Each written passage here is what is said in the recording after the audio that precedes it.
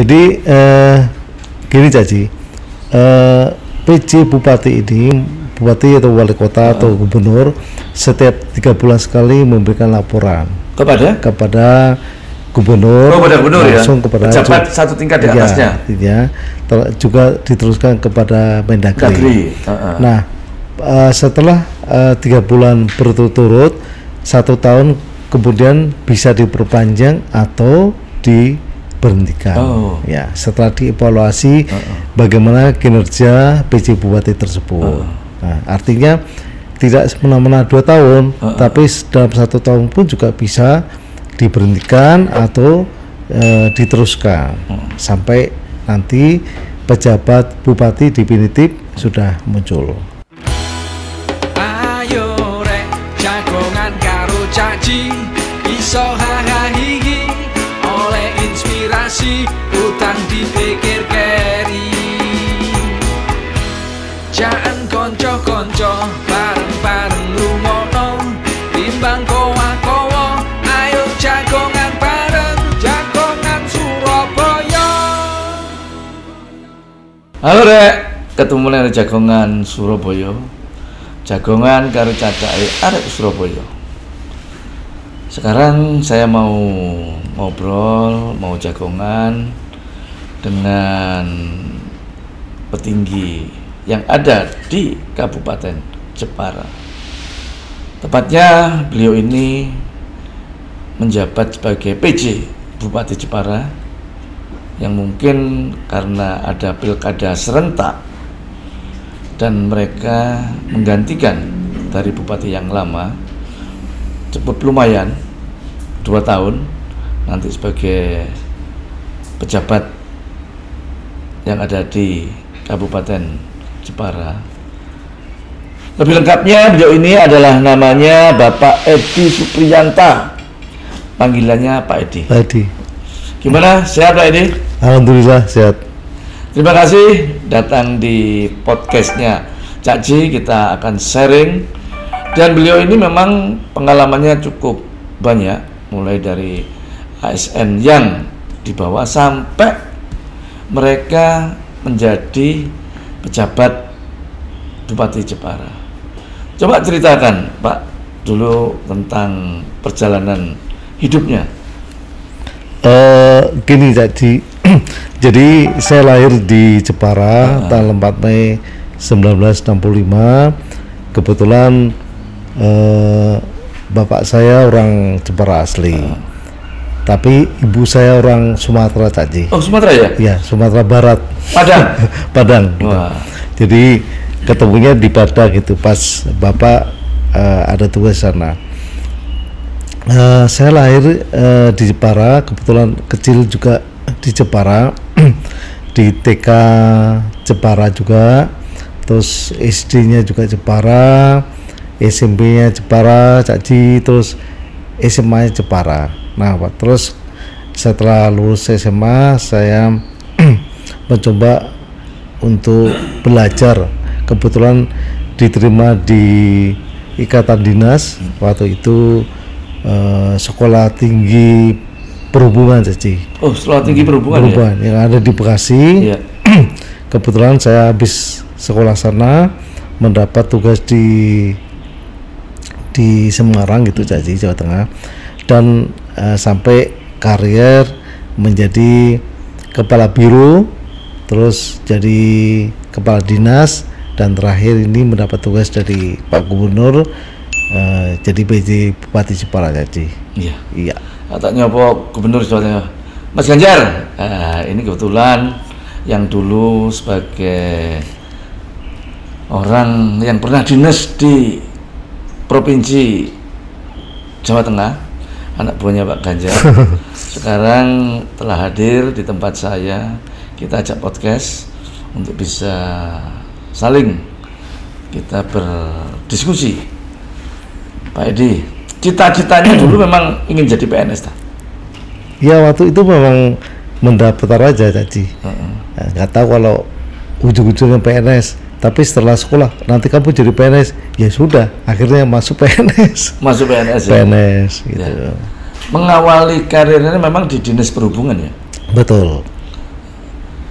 Itu di provinsi? Di provinsi. Itu provinsi Jawa Tengah ya? Jawa Tengah. Nah, provinsi Jawa Tengah ini kan cukup banyak ya. Ada berapa kabupaten kota ya? Ada 35. Banyak ya? Banyak. Jawa Timur aja cuma 37 ya sekarang, 37. Nah, tentunya sebagai PNS ya, yang paling menjadi suatu kebanggaan, biasanya kebanggaan orang tua wis kono dadi PNS ae. Ya. Lah ngono dadi dokter ae. Betul. Lah kalau mlebu tentara, orang tua biasanya kan seperti itu. Ya. Nah, tersirat enggak? Terus moro-moro dapat pulung dadi PJ Bupati.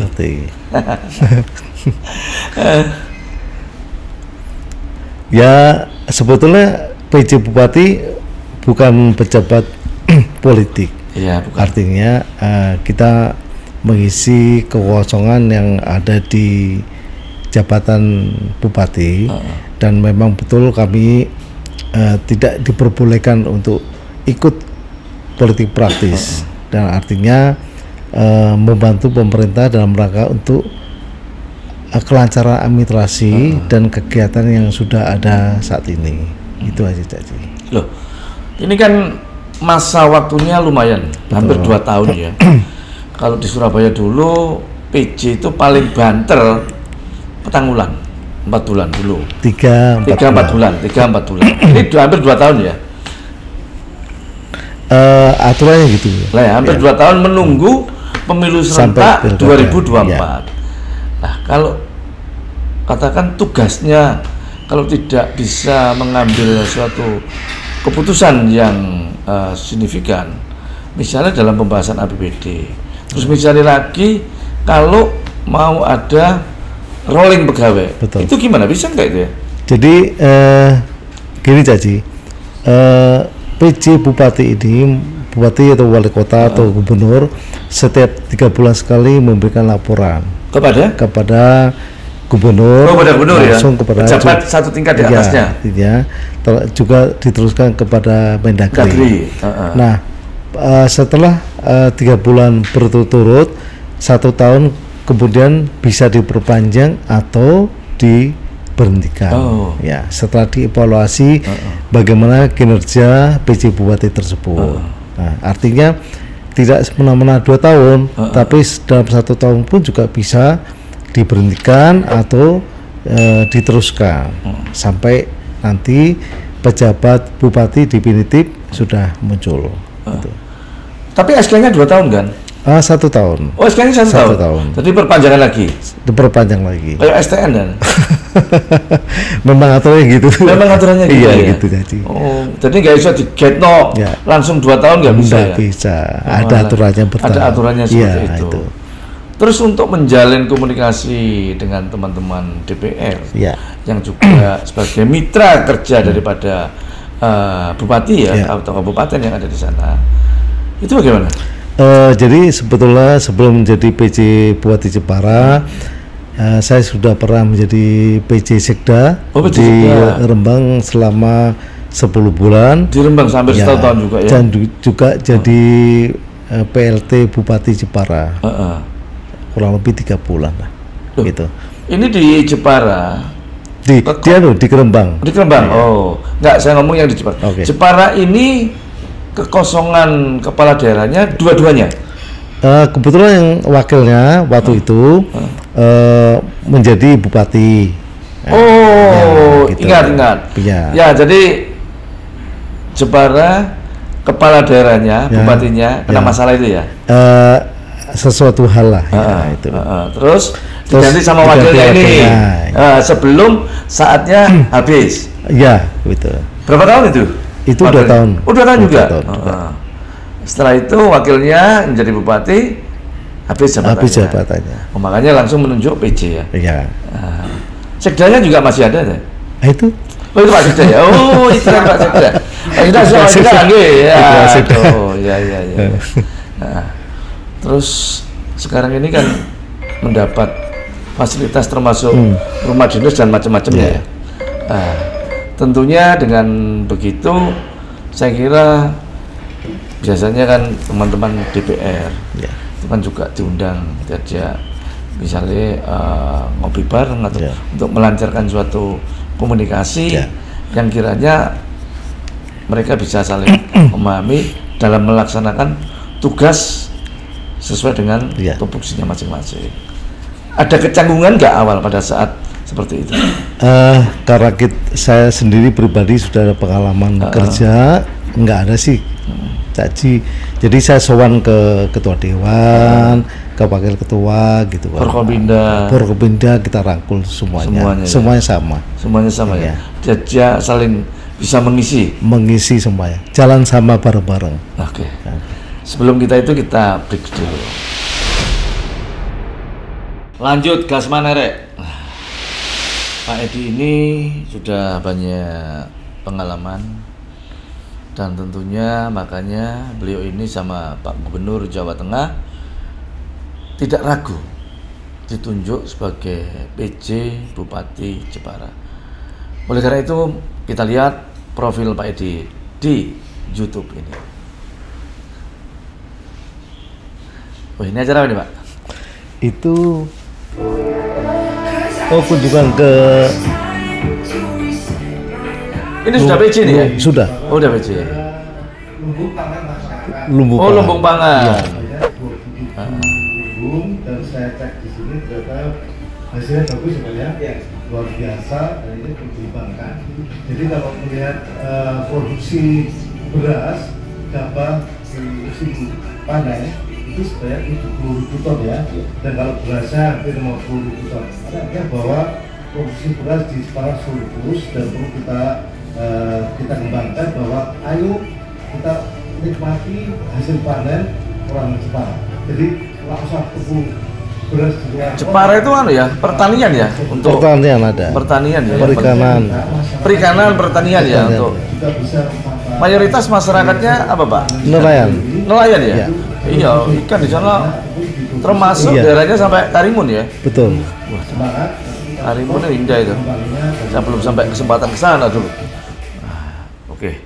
Itu tadi sepintas daripada Pak Edi pada saat sudah menjabat sebagai PJ Bupati Jepara. APBD-nya Jepara itu berapa Pak ya? 2,4 T. 2,4. PAD-nya? PAD 400 lebih lah. 400 lebih ya. Dari berapa kecamatan? Dari 16. 16 kecamatan ya. Betul. Kelurahannya? 11 kelurahan, 184 desa. Desa. Ya, petinggi. Petinggi desa dipilih langsung. Langsung. Kalau kelurahan PL. PL. Iya. Terus di sana apa? Kalau di Surabaya sih kadang-kadang anak-anak DPR menyampaikan ya aspirasinya melalui pokir, itu kadang-kadang masih menghadapi suatu kendala ya. Kalau di sana gimana Pak? Di sana nggak ada kendala, artinya memang kita perhitungkan sesuai kemampuan keuangan daerah. Dan sepanjang pokir itu digunakan untuk kepentingan masyarakat, ya nggak ada masalah, Cak. Terus yang bisa dijadikan parkir usulan itu selain infrastruktur atau sarana prasarana, mungkin belanja barang lainnya bisa nggak? Tidak, artinya bahwa itu untuk kegiatan masyarakat.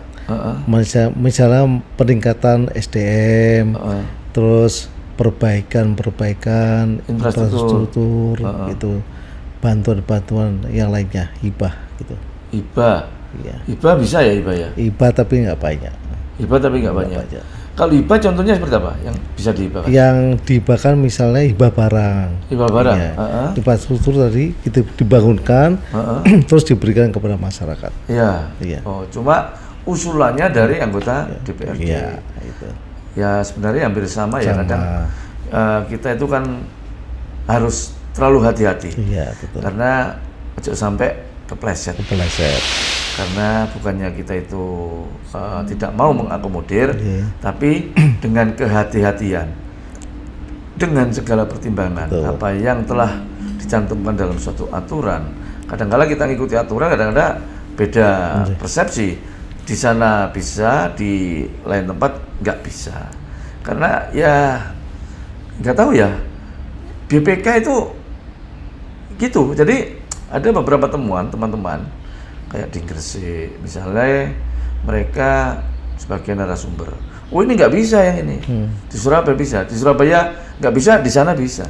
Nah ini yang tentunya menjadi suatu problem sebenarnya teman-teman DPR, karena saya sendiri juga pernah jadi anggota DPR 5 periode ya. Jadi ini yang betul ya.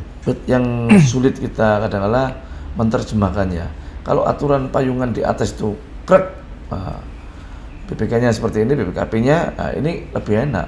Tapi lain-lain ya. Jadi hal semacam inilah yang harus kita usulkan untuk diperbarui dengan saling berbeda tafsir, di mana teman-teman anggota dewan selalu ya hatinya ya deg-deg ser terus saya kalau ada temuan.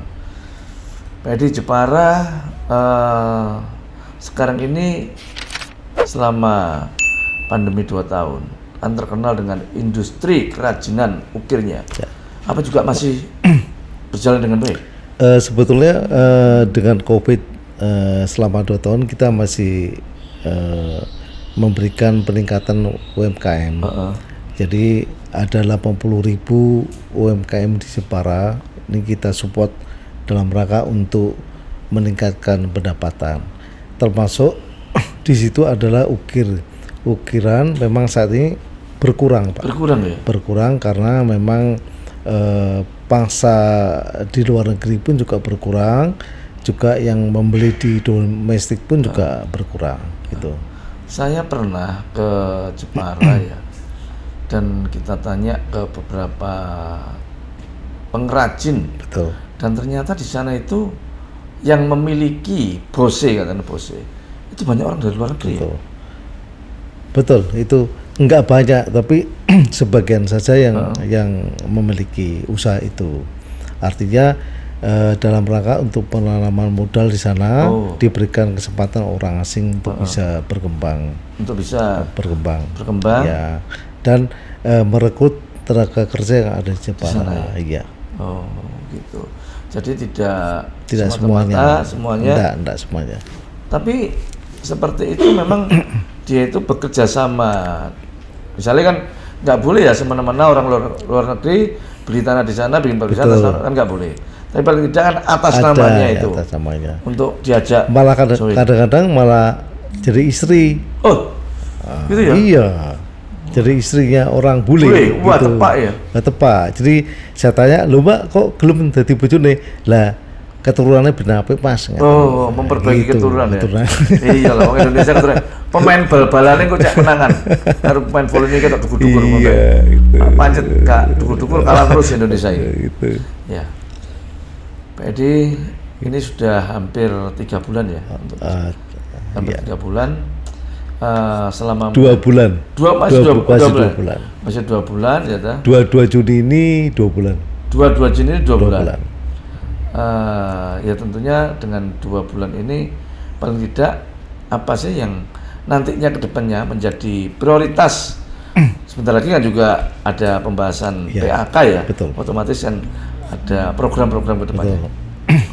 Jadi di tahun 2022 ini kami stressing di stunting karena Jepara masih 12,49%. Oh, tinggi ya? Masih lumayan. Di atas 10% ya? Iya, sedikit di atas 10. Nah, ini ada kebijakan yang saya ambil dalam rangka untuk mengurangi stunting, terutama memberikan gizi pada ibu hamil maupun anak-anak yang sudah balita. Itu yang pertama. Yang kedua terkait dengan tadi saya matur UMKM. Jadi kita genjot UMKM ini bisa kreasi dan memberikan ruang kepada PKL UMKM untuk bisa memberikan pendapatan yang lebih. Kalau secara langsung pada peningkatan perekonomian pasca pandemi ini kemarin kan 2 tahun ambles semua. Betul. UMKM dan mereka juga sambatan. Ada nggak kucuran dana ke sana? Kita hanya memberi pelatihan. Pelatihan ya? Pelatihan. Kita jawil perusahaan-perusahaan besar memberikan CSR secara simultan kepada perusahaan-perusahaan khususnya UMKM yang lemah gitu Pak. Untuk tenaga kerja yang paling banyak mereka di sana di bidang apa? Di konveksi. Konveksi. Konveksi. Maksudnya baju Pabrik. baik. Ya, ada baju, ada sepatu. Oh gitu. Ya, karena di sana berkembang pabrik-pabrik dari Korea. Oh datang ke sana. Datang ke sana sudah membuat pabrik yang cukup besar. Oh bukan cuma di bidang kerajinan ukir, Oh tapi tidak. sudah. Iya sudah. Oh tekstil ya. Tekstil. Lumayan. Lumayan ya. Saji, ya. Penyerapan tenaga kerjanya lumayan. Lumayan. Oh dari Korea yang banyak Dari ya. Korea. Hampir 50% anak-anak remaja sana masuk di tenaga kerja. Tenaga kerja. Iya. Jadi pertama kali mungkin pada saat Surabaya yang 10 tahun, kesannya apa masuk Surabaya? Banyak, bagus kotanya, luar biasa, bersihnya oke, dan kami hari ini membawa beberapa kepala SKPD untuk belajar terkait dengan perataan usaha keuangan, PAD-nya kayak apa, termasuk juga wisata, termasuk kesehatan dan banyak hal. Hari ini sudah berkumpul di Surabaya dan siap belajar dengan Surabaya. Dan mudah-mudahan Pak Edi jangan lupa kalau ke Surabaya banyak kuliner di sini, makanan khas Surabaya, ono rujak cingur, ono rawon, rawon jin setan ya. Oh rawon setan. Rawon jin ada setan, gendruwo, lontong balap, Surabaya, ada lontong Kupang, dan banyak lagi lah kuliner-kuliner yang tentunya baik di siang hari maupun di malam hari semuanya tersedia di Surabaya. Siap. Sekali lagi saya mengucapkan terima kasih kepada PJ Bupati Jepara yang hadir di podcast Cacai Arek Surabaya. Terima kasih Pak Edi.